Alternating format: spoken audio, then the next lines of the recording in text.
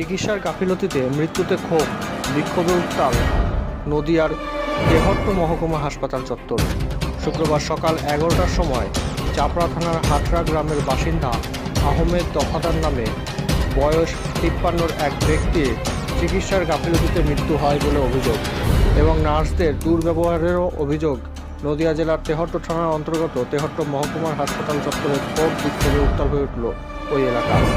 এরপরে ঘটনাস্থলে পৌঁছায় তেহট্ট থানার পুলিশ ও অ্যাসিস্ট্যান্ট সুপার SM আজাদের মধ্যস্থতায় বিক্ষোভ ওঠে।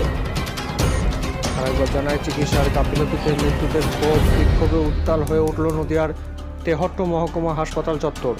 শুক্রবার সকাল 11টার সময় চাপড়া থানার হাটরা গ্রামের বাসিন্দা আহমেদ দফাদার বয়স 53 এক ব্যক্তি চিকিৎসার গাফিলতিতে মৃত্যু হয় এবং নার্সদের দুর্ব্যবহার এই অভিযোগ নদিয়া জেলার তেহট্ট থানার অন্তর্গত তেহট্ট মহকুমা হাসপাতাল চত্বরে ক্ষোভে বিক্ষোভে উত্তাল হয়ে উঠল এলাকা। এরপর ঘটনাস্থলে পৌঁছায় তেহট্ট থানার পুলিশ ও অ্যাসিস্ট্যান্ট সুপার SM আজাদের মধ্যস্থতায় ও আশ্বাসে বিক্ষোভ ওঠে।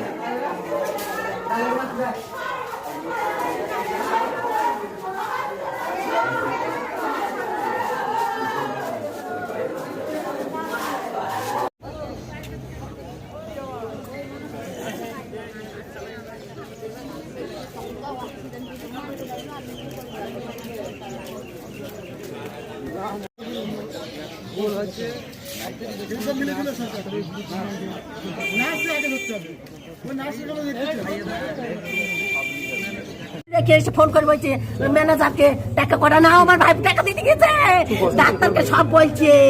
ওই আল্লাহ, 8 ঘন্টা না হইতে মুখ ফেপড়া উঠে গেল।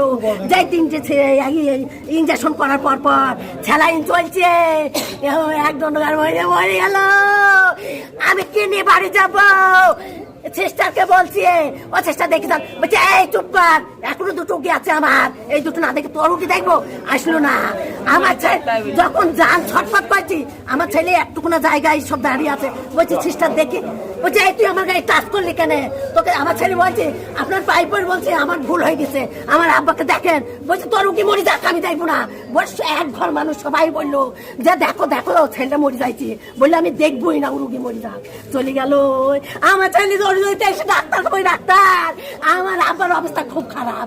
তখন দৌড়তে এসে তবে 3টে ডাক্তার গেল, আমি নিয়ে যাবো রানাঘাটে। আমার ছেলে বলছে আমি গাড়ি নিয়ে আসি, আর ডাক্তারের কাছ থেকে তুমি সার্টিফিকেটটা নাও। আমি নিতে গেছি, ডাক্তার পিসটা উল্টুছি, আবার একটু দেখি, ফের একটু নিচ্ছি, আবার একটু। আমার আগে জ্বালায় আমি বলতে যাচ্ছি, ডাক্তার মরে গেলে কি দেবেন না, জ্যান্ত থাকতে দেবেন?